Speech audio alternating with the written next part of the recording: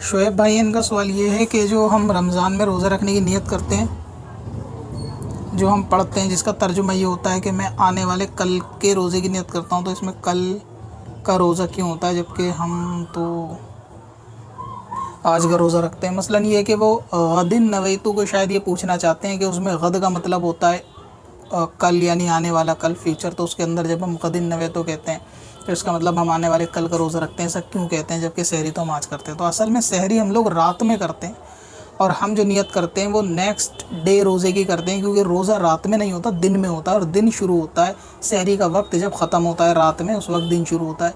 इसलिए उस दुआ का ये मतलब होता है कि हम आने वाले कल, यानी जो थोड़ी देर में सहरी ख़त्म होने के बाद जो कल आएगा उस रोज़े की नियत करते हैं।